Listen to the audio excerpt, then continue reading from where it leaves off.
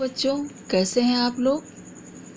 आशा है आज तक जो भी आप लोगों को पाठ को समझने में परेशानियां आ रही थी वो अब YouTube चैनल के द्वारा दी हुई वीडियोस की वजह से सॉल्व हो चुकी होंगी।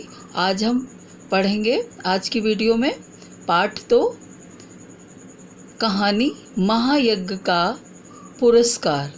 इसके लेखक हैं यशपाल जैन। इनकी कहानी का उद्देश्य है, महायज्ञ का पुरस्कार कहानी का उद्देश्य यह है कि अपनी इच्छाओं की पूर्ति के लिए यदि हम धन दौलत को लुटाकर कोई भी यज्ञ करते हैं, हवन पूजन करते हैं, तो वो वास्तविक यज्ञ नहीं हो सकता है। बल्कि अगर हम बिना स्वार्थ के, बिना किसी कामना के से अगर हम कोई भी कर्म करते हैं तो वही सच्चा महायज्ञ कहलाता है। हम स्वयं कठिनाइयों को सहकर दूसरों की सहायता करते हैं, वही सच्चा मानव धर्म कहलाता है। सेठ ने इस कहानी में भूखे कुत्ते को रोटी खिलाकर, एक एक करके सभी रोटियां खिलाकर अपने मानवीय कर्तव्य को समझा। मानवीय यानी जो मनुष्य का प्रमुख कर्तव्य है उसे समझा। और धन्ना सेठ को उन्होंने अपने इस कर्तव्य को, इस महायज्ञ को उनके खरीदने की मांग करने पर भी उन्होंने उसे नहीं बेचा। ऐसे कर्तव्य के लिए ही अभावग्रस्त यानी कठिनाइयों की परिस्थिति में भी मूल्य स्वीकार न करना एक आदर्श को स्थापित करता है। ईश्वर की जब उन्होंने ऐसा किया तो ऐसे लोगों पर ही ईश्वर की कृपा दृष्टि भी होती है। जैसे कि इस कहानी में सेठ जी को अपने ही घर के तहखाने में हीरे जवाहरातों से भरे हुए संदूक मिले। यह सेठ के महायज्ञ का पुरस्कार था। ये कहानी का मुख्य उद्देश्य है। सारांश में हम आपको ये कहानी समझा देते हैं और बिल्कुल छोटे भाव में हम इस कहानी को आपको समझाते हैं। इस कहानी में सेठ ने अनेक यज्ञ किए, बहुत सारे, पूरी कहानी में बहुत सारे यज्ञ किए, क्योंकि वो बहुत अच्छे स्वभाव के, उदार स्वभाव के थे। उनके पास धन दौलत की किसी भी प्रकार की कोई कमी नहीं थी। लेकिन कुछ ही समय बाद उनको भी गरीबी के दिन देखने पड़े, क्योंकि समय सदैव बदलता रहता है। और जब गरीबी की हालत आई, परेशानियां आई, तो उस समय एक प्रथा प्रचलित थी कि अपने जो भी यज्ञ किए हुए होते हैं उनके फलों को बेचकर हम अपनी कठिनाइयों को दूर कर सकते हैं। उनसे जो हमें धन मिलता है तो उससे हम अपने कठिनाइयों को दूर कर सकते हैं। तो सेठ ने भी सेठानी जी के कहने पर अपने एक यज्ञ को बेचने का निश्चय किया और उसको बेचने के लिए वो एक पास ही के गांव में, कुंदनपुर नामक गांव में गए, जहाँ पर एक बहुत बड़े धन्ना सेठ रहते थे। धन्ना सेठ पूंजीपति को कहते हैं। उनकी ये भी अफवाह थी कि उनकी जो पत्नी थी उन्हें दैवीय शक्ति प्राप्त थी कि जो भी आसपास घटता था वो उन्हें पहले से ही उसका पूर्वानुमान हो जाता था, पहले से ही जानकारी उन्हें हो जाती थी। तो जब सेठ जी अपने यज्ञ को बेचने के लिए अपने गांव से धन्ना सेठ के गांव में आ रहे थे, तो मार्ग के लिए उनकी पत्नी ने उन्हें कुछ भोजन बनाकर दिया, कुछ रोटियां बनाकर दी। लेकिन मार्ग में उन्हें बहुत ही एक बीमार सा, लाचार सा कुत्ता मिला जो बहुत ही दुर्बल, दयनीय दशा में था। वो जैसे ही काफ़ी आगे निकलकर अपनी रोटियां निकालकर खाने के लिए एक पेड़ के नीचे बैठे, वो कुत्ता जो था उनके सामने बहुत ही दयनीय हालत में, याचना पूर्वक जैसी हालत में आकर के सामने बैठ गया। तो उन्हें लगा कि ये कुत्ता बहुत ही निर्बल, दुर्बल है, बीमार है, क्यों ना इसे हम एक रोटी खिला दें। उन्होंने अपने भोजन में से एक रोटी उसे खिला दी और वो बहुत ही बुरी तरह टूट पड़ा उस रोटी पर और ज़रा देर में पूरी रोटी चट कर गया। और थोड़ी देर बाद वो फिर वैसे ही बहुत मांगने और याचक की भांति जो है वो फिर उनकी तरफ देखने लगा ललचाई आंखों से। इस तरह से उसने जो है ना एक एक करके सेठ जी की चारों रोटियां खा ली। और सेठ जी ने उसे इसलिए खिला दी कि शायद इतनी सी रोटियां ये हमारा भोजन करके शायद इसके शरीर में कुछ ताकत आ जाए, कुछ बल आ जाए और ये पास में जो बस्ती दिख रही थी उसमें ये चला जाए तो ये अपने आप वहाँ पर कुछ ढूंढ के मांग के खा लेगा और इसकी जान बच जाएगी।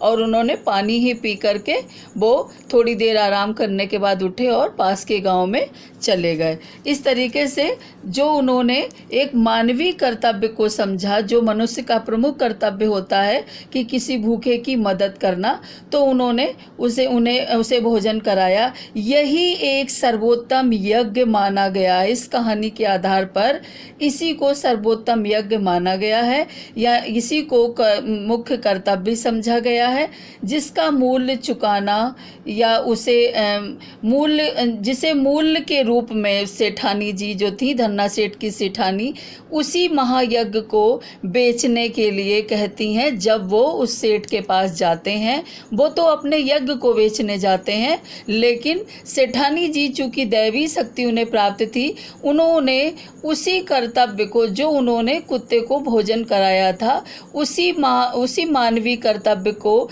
महायज्ञ की संज्ञा दे करके उन्होंने उसे बेचने के लिए उनसे कहा। लेकिन उन्होंने उसे बेचना स्वीकार नहीं किया, उसका मूल्य लेना स्वीकार नहीं किया, क्योंकि ये तो मनुष्य का कर्तव्य होता है। इसलिए उन्होंने ना ही उसके लिए कोई मूल्य स्वीकारा और ना ही उसे बेचा और वो वापस वैसे ही जो है अपने गांव वापस आ गए और अपने घर पहुँचे। जब उनकी सेठानी जी ने उन्हें खाली हाथ आते देखा तो थोड़ी परेशान हुई, लेकिन जब उन्होंने सारी रास्ते की, मार्ग की और सेठ जी के घर की जो भी घटना थी वो उन्होंने बताई, तो सेठानी को अपने सेठ पर बहुत ही गर्व हुआ कि मेरे सेठ जी ने बहुत ही जो है ना प्रशंसा का कार्य किया है। और इस तरीके से उन्हें जो था बहुत ही गर्व हुआ उनके ऊपर। इसी कर्म को ही सच्चा महायज्ञ कहा गया है। अतः कष्ट को सह कर जो दूसरों की सहायता करता है उसी को मानव धर्म माना जाता है।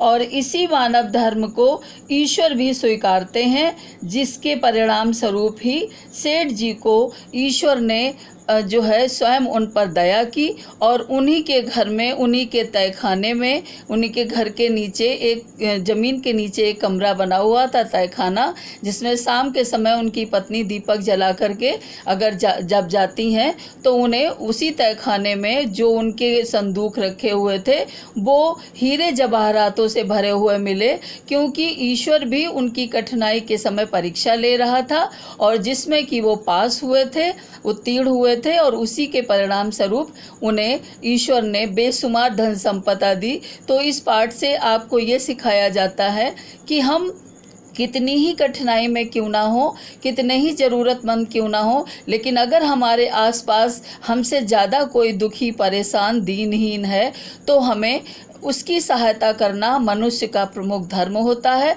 और अगर हम किसी भी असहाय, दीन दुखी की सहायता करते हैं तो ईश्वर कहीं ना कहीं, किसी न किसी रूप में आकर हमारी सहायता अवश्य करते हैं। इस पाठ को जो है, इस पाठ में आपको लेखक यशपाल जी ने यही समझाने का प्रयास किया है।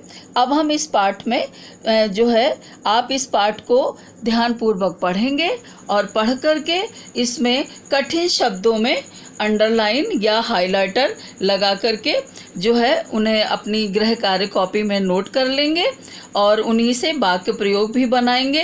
इस पाठ को 2 से 3 बार आप दोहराएंगे। ये पाठ आप देख रहे हैं, ये सेठ जी हैं और उनकी सेठानी जी हैं। और इस दूसरे दृश्य में जो है, सेठ जी मार्ग में जब काफ़ी थक जाते हैं तो एक पेड़ के नीचे अपना भोजन निकाल कर करने के लिए बैठते हैं, लेकिन उन्हीं के सामने ये दीनहीन दशा में कुत्ता बैठा हुआ है जो रोटियों की तरफ बहुत ही ललचाई नज़रों से देख रहा है। सेठ जी अपनी सारी रोटियां एक एक करके इसको खिला देते हैं और इसमें पूरी कहानी को जब आप पढ़ेंगे और अंत में देखिए कि किस तरीके से सेठ की पत्नी जो है अंत में सेठ जी के वापस आने पर शाम को ईश्वर की प्रार्थना करती हैं। वो अपने पति पर गर्व करती हैं और शाम को ईश्वर की प्रार्थना और आरती के लिए दीपक जलाती हैं, और जला करके जैसे ही वो अपने नीचे के तहखाने में जाती हैं तो उन्हें इस तरीके से इतनी धन संपदा मिलती है। इस तरीके से इस पूरी कहानी को पढ़ेंगे और पढ़ करके ये सभी कठिन शब्द जैसे स्वभाव, विनम्र, निराश, भंडार, दीन दुखी, अकस्मात, संगी साथी, प्रचलित, इस तरीके से काफ़ी देखिए आप इसमें हमने अंडरलाइन किए हुए हैं कठिन शब्द। ये सब आप लतपथ जितने भी आपको लगें, विश्राम, पोटली, हालत, कृतज्ञता और जो भी कठिन शब्द हैं, बस्ती, समीप और आगे भी हैं आपके ये कठिन शब्द, करुण, याचना, बेबस, मूक, निश्चय, महायज्ञ, यज्ञ, संकट में या विनम्र, विस्मित, विमूढ़, कर्तव्य, मानवोचित, आशाएं, विपत्ति, विलीन, रज, मस्तक, उल्लासित, दहलीज, फर्श, कुंदा, तहखाने, चौंधियाना, इस तरीके से धन्यवाद, पुरस्कार, बुद्धि, कर्तव्य बुद्धि, ये जितने भी आपको कठिन शब्द हैं ये सभी कठिन शब्द आप गृह कार्य कॉपी में लिख करके श्रुति लेख परीक्षा के लिए तैयार करेंगे। आशा है आप पूरी पाठ को बहुत ध्यानपूर्वक अच्छे से पढ़ना है आपको और कठिन शब्दों को अंडरलाइन करके जो है हम आपकी दूसरी वीडियो में पाठ की अभ्यास कार्य को समझाएंगे। तब तक आप ये कार्य जो है समाप्त करके रखेंगे। धन्यवाद।